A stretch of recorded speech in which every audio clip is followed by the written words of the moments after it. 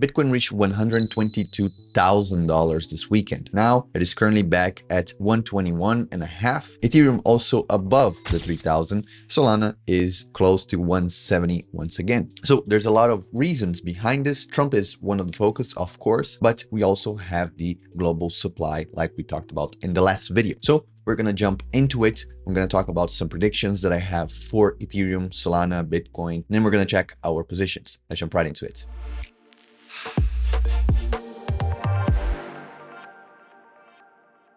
So without losing much time, let's jump into the prices. Now, as I said, Bitcoin at 121,433. We have Ethereum at 3,060, XRP almost at $3. So that's super good to see. We have BNB above the 700. That is fantastic. As I said, no one looks at BNB as much as they should. XRP is doing fantastic, up 30% in the last few days. And then we have Solana at 166, up 9% in the last few days. We also have some other things to look like Sui and Stellar, for example, doing fantastic. Hyperliquid going back to almost 50 bucks. So fantastic job from Hyperliquid. And we are super greedy about the market. Of course, when we are super greedy, it's not always a good thing for the market because it means people are going to be buying, and we're close to reaching the top. Are we close to reaching the top right now? I don't think so. I think the top will be closer to September, maybe August, September will be the top for Bitcoin. And now, talking about Bitcoin, let's look at liquidations first, and then we get into the charts. So for our cryptocurrencies, we have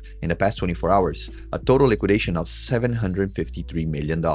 And 83% of these were shorts, were people betting that, hey, the market's too far up, we need to go down, and they got wrecked because they opened short positions, but the market kept going up. Over $600 million where short positions liquidated. Now, if we go to Bitcoin's liquidation heat map, you can see that below we're accumulating a huge liquidation zone with millions of dollars right here, meaning that if we hit this right here, we should see a candle just like that, but going down. If we hit this, we should trigger a cascade effect all the way down, maybe around right here, the $116,000. And usually it fills up really fast, like we did right here. It filled up almost to the price that it was before, but because we were on a bullish momentum, that went back up. But you can see clearly right here, it went up, liquidated a bunch of people, and then went back down at the same price at the opening of this candle. So right now, we already had 3 major liquidations right here. This is a big one, a medium, and a smaller one. And we seem to be coasting downwards, but I think this momentum will be picked up again because we're just coasting. So the indicators need to slow down a little bit. There's usually a huge movement followed by a little bit of a coasting action. And we can see that clearly right now on the 4-hour charts. When you see that we reach, as I said in the last video, we're going to reach the high 70s, maybe even 80s on the RSI, which is what we did right here. Then we correct a little bit, go back up, correct a little bit. And now, because we are way out of the Bollinger, like we were right here, I think we're going to coast for a little while, and then we should have one more leg closer to the 130. I still think 130 is a very achievable number. Even more, as I said, September, I think, is going to be the top. And then after September, we're going to start to have a little bit of a correction on Bitcoin. And I think August to September, that will be the end of this raising cycle, of this upward movement cycle. So keep an eye on this. If you're trying to get in with options or just going long with perps, whatever it is that you are trying to do, maybe wait for Bitcoin to slow down from its huge overbought situation that we are currently, and then you can get in maybe right here below the 120, maybe 119, 118, whatever it is. Most likely you're going to be touching again this yellow line, this moving average. So keep an eye for these prices. On Ethereum, same thing. Now Ethereum seems to be very ready to explode and go back to 80s on the RSI right here, which should look like 3,100, maybe 3,200.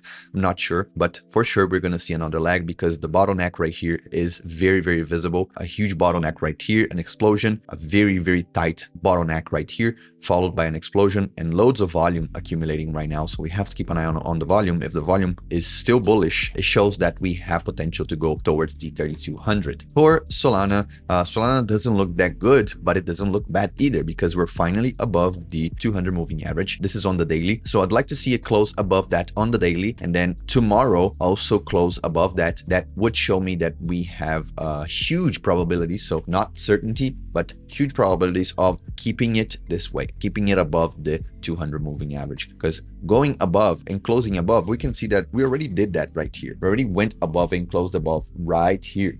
but then the next day we went below and closed below. So it doesn't make sense. We need to close above. The next one needs to open and close above as well.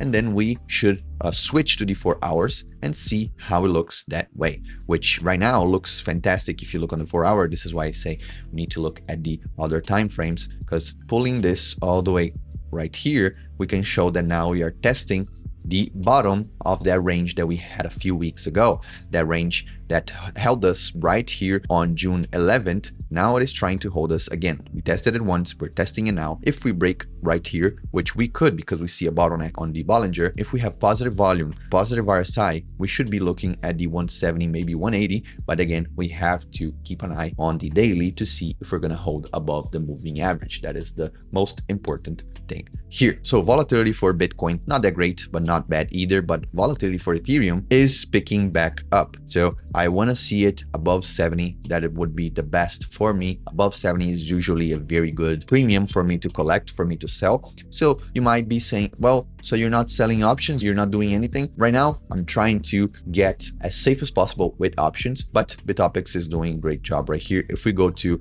what I have open, I have that leap on Ethereum, which right now it is 12%. In the last video, I think it was 5% or 4%. Now we're at 12%. So this one is already giving me some profit. If by the next 5 to 10 days, it gives above 50%, it is time for me to close that leap because it would have a lot of intrinsic value. Then I can close that, take that profit, and then roll another one, maybe with the same price, maybe with a higher strike. I don't know yet. But if it is just a matter of a few days since I opened it, it is so much in the profit, it is usually good for me to close. And since I cannot close a fraction of it, I'll just close it all because money in my pocket is what matters and what it should matter to you. It's better to come out with a little profit than to hold huge profits for a while and then that becomes a loss because you didn't close in time. Usually the rule of thumb is if it is good for a screenshot, it is good for you to close the position. This right here is really good for a screenshot. Making $115 in a matter of, what was it, July 10th, and now it is July 14th. So 4 days. In 4 days, $100 here passively. That is fantastic. That is super, super good. And I should be proud, and you should be proud if you've done something similar as well. Now, if we go to the copy trading here, we are looking at 1.40 here on the month of July. Very slow, but again, we are in a very volatile market and a very hard market to trade. You can see that I personally stopped trading for quite a while. My window of trading slowed down. So if you don't have leaps or if you don't have just the underlying asset itself, you are missing out. So Ricardo even asked on the last video, why leaps? Isn't it just better to hold the underlying asset? And I say, well, if you don't have the exact amount to buy just a single ETH, you can buy 1 ETH or something that has the same power of 1 ETH for just a fraction of 1 ETH. So that was the case. I spent $1,000 for a whole contract of Ethereum, which is like having 1 Ethereum, but paying $1,000 for it. Of course, by the end, it can go to zero, but I'm not looking to hold, just like I didn't hold my leaps, my other leaps until September. I closed them before. Same thing right here. I can still close it before it starts losing money. And I'm going to be taking profits like I was holding 1 Ethereum, but I got in with way less. So this is the power of leaps. It is leveraging the amount of capital that you have right now as if you were holding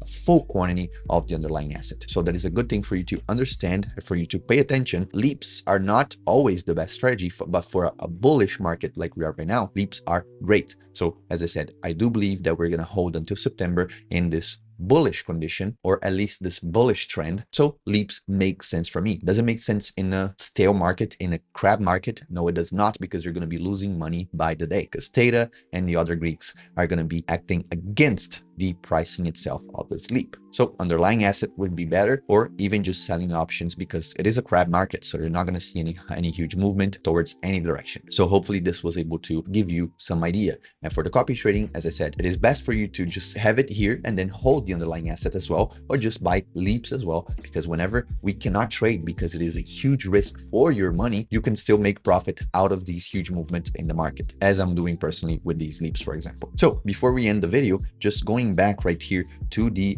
M2 situation, let me actually zoom in right here. So if you remember on the last video, this vertical, this huge vertical line that you're seeing right here on the right of my mouse, we were not seeing it in the last video. And now we updated because there's a little bit of delay from the shown data right here. So you can see that huge vertical line, actually this way, that we see on the exact right of my mouse, that vertical line almost, it is from global supply. And guess what? Almost 3 months after, it is showing similar things to what we're seeing right now with Bitcoin. Bitcoin went parabolic from 108 all the way to 118 and now 122. This is exactly almost 1-to-1 by looking at M2 global supply and Bitcoin price. So there's a huge correlation, as I said in the last video, and now we can even see it better because we have an updated chart right here. So it makes sense to hold on. It's not time to sell yet, but it's time to be cautious. So if you haven't entered, honestly, you're missing out. But if you enter right now, it is a bad time to enter because you're going to be holding scraps. You're going to be buying what people are trying to sell because they already had so much profit in percentage and in US dollars that you're going to be the dumb one buying right now when people are trying to exit because they're trying to get money in their pockets. So does it make sense for you to get in?